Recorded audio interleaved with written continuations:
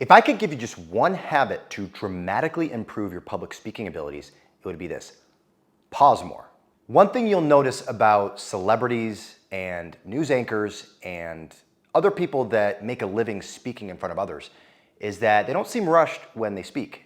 They take their time.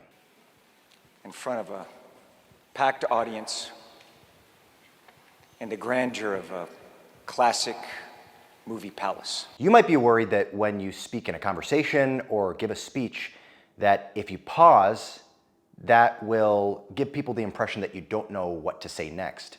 Or you might worry that if you pause, that's an invitation for somebody to interrupt you.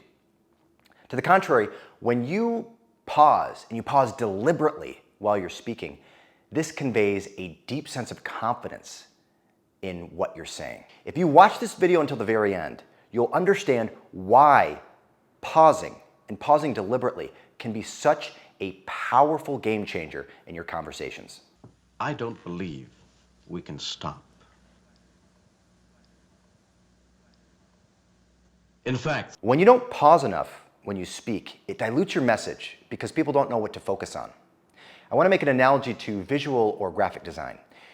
Typically, in graphic design, the more important an item is, the more space is put around it to put the item into greater relief. It's no different with speaking.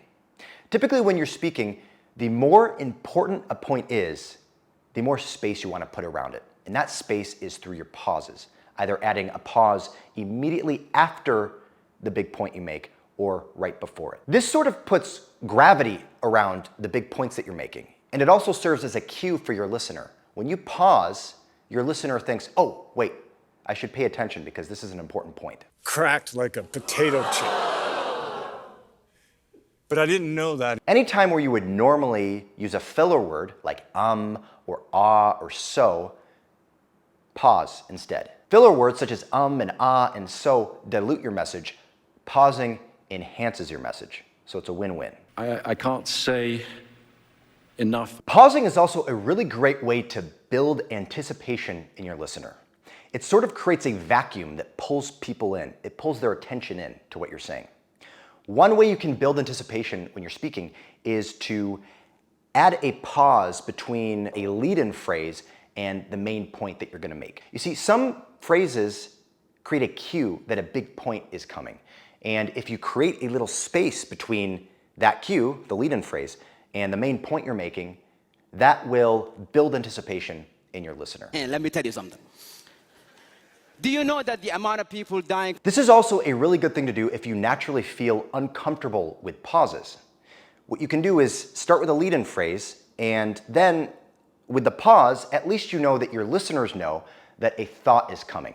You can rest assured that your listeners don't just think that you ran out of things to say. When you pause, it does two powerful things. First, it gives you a chance to think about what you're going to say next.